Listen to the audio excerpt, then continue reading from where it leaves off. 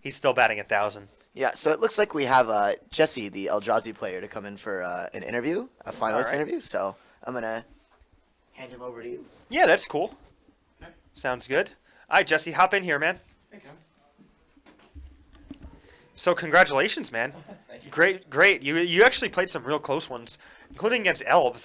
I'm most interested to talk to you about Elves because those matchups were like the margin for victory was like razor thin. Yeah, no. I just had to hope he really didn't have it. And then eventually I had the Warping Whale if he had the natural order. But What did you think about Game 1 when you cast Double Dismember and Double Thought on and still died? Because that is seriously in the bottom 20% of games, right? Like most of the time you cast those 4 spells, you'll win. no, yeah, I was a little upset, but I just couldn't let it get to me. Do you think you should have Thought Knotted the turn you Double Dismembered? Probably. It's tough in hindsight. I tried to go for the aggro route, and it just didn't pay off. Well, you didn't actually. You elected to cast 2 removal spells instead of another threat. Well, I figured like with the removal, like he wouldn't be able to block. It would give me more pressure onto the board. Sure.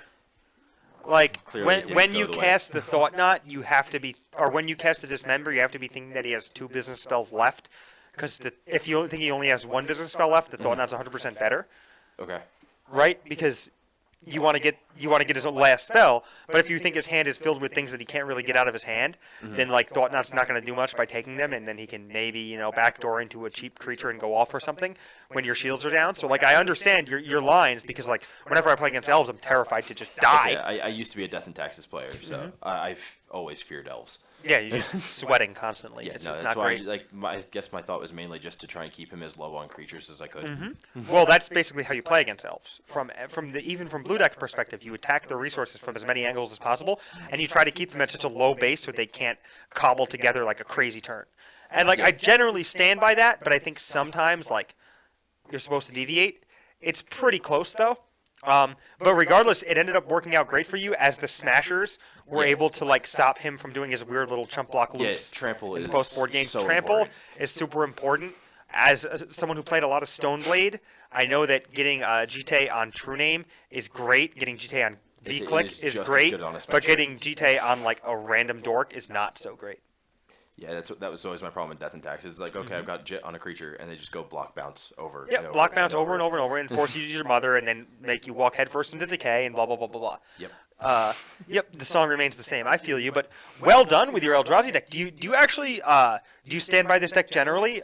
I'm I sure do. Brad talked to you about it, but they've said you're kind of Eldrazi guy. I do. I really enjoy the deck. I finally got my hands on the set of City of Traders, and I've been enjoying the deck ever since. Have you been playing basically just this deck in Legacy, or have you played like prison decks in the past, and this is like the flavor of the current format for like this style of deck? I've played against them. Like I tried Vintage a while back. You said you were a on Death and Goblins. Taxes player, so Yeah, it kind of I makes did sense. Enjoy like doing the whole mana denial thing, porting and whatnot. Like I said, like I told Brad, Yeah, that it deck just got a lot almost mercifully evolved. plays itself in that it's just like, oh, all my mana is free to port and waste you because I'm using Vial to play things. Yes, And which like I this also deck enjoy. is like, I can like wasteland my opponent, or I can play like a huge powerful threat. So like your sequencing becomes like really paramount. Like it's super important for you to figure out like, if it's worth it to deploy a threat, or if you absolutely can't beat like whatever goldfish thing they're going to do the next turn. Yes. So there's a lot of thinking about it, and people think that it's like kind of a silly stompy deck where you just play like the biggest, craziest thing ever, and just can do be. that every turn until they give up. And sometimes it is. Sometimes it is. Other times I get to play wastelands and just keep wastelanding people. Yeah, it's definitely interesting. My favorite match of the day by far was the one you played against the 4-color control deck, like where you just like activating Ayavugan and stuff, and like casting a spell into counterspell, and then once it got countered, like waking up Blinkmoth Nexus and equipping it like all in the same turn. You had so much extra mana, and your deck performed very well when it was flooding. It was shown that you had a bunch of mana sinks that were basically Yes. inherent to the deck.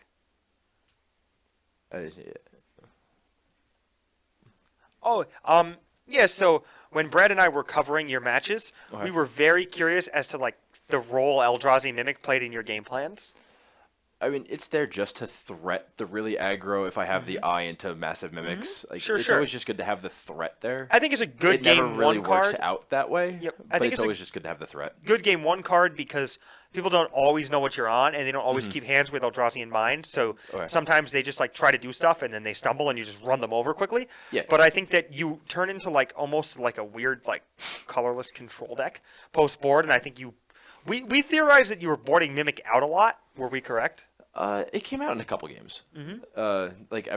Decks that are running like either things that don't let me have a graveyard or exile effects. I usually took out like a reshaper or two. Makes sense. Do you think Mimic was supposed to be in your deck against elves? No, right? You boarded it I out. left them in just because I wanted to apply as much pressure and have as much creature presence as they Alright. did. Like I Yeah, wanted to try and I like match that. them in power. I like it on the play for sure. I'm hesitant on the draw. Like against elves, I have a lot of like 6+ drops that I can remove for all of the other removal that I bring in. Sure. So I'm able to leave in the mimics just for that game Makes plan. sense. So you board out the slow things. Like I think Endbringer shines against them, but I didn't really like did Sower leave- against them. I You say, yeah, I trimmed left Sowers, in right? I left in the main deck Endbringer and took out the Sowers and the Yeah. the Ulamog. I think I left in the All's Makes a Dust. ton of sense. I think Batterskull is a little lackluster sometimes too. Yeah, I didn't bring in the one that was in the board, but I left in the one that was in the main. Also fine. Like you have a finite amount of things that matter anyway. Yeah. You brought in the cages or no? I did. I had 2 cages. Yep, you brought in the cages, and we thought you'd And bring the in Ratchet Bomb. Ratchet Bomb, the third Chalice, the Warping Whales, and the Contortion, Yeah. and that you would also bring in the All Is Dust, right? I don't remember if I brought in the one that was in the board. I think I did. But I know I left the original one in the main deck. Yeah, it makes a ton of sense. And then, yeah, so that is basically it. Just wanted to congratulate you again on the great finish. So now Thank with you. these points, you're probably gonna attend the main event next month, or Possibly if I get a ride or whatnot. I'm not really sure what's going to happen. you with really that. just like a local guy bridging the gap or what have you?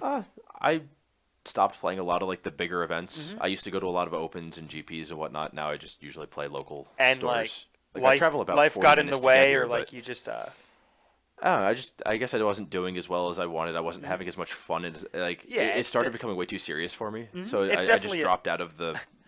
I can identify with that for sure. I can definitely empathize with you in that regard. Yeah, no. It it stopped being fun and being it's a about tough winning, juggling act. and I'd rather just come to like local events. and you were have like fun. a guy who got into Magic as a young kid, right? Like Oh, years it's and like years back ago. in summer camp. Yep. Like, So was I. Like second grade. years and years ago with my friends in the summer on the living room floor or Yeah, it was whatever. just a way to kill time. And like it's weird because you have like so many nostalgic memories of Magic, and you don't want them to start to get like like evolve like to hold a negative connotation. Exactly. So like you Like, want I to keep still something have- that's fun and pure, and I can Yeah, definitely understand Like I still that. have my really beaten up Oath of Druids that I'm I never still going to have get rid of. My Opal Titans that were in my first starter deck, wake that thing up and party.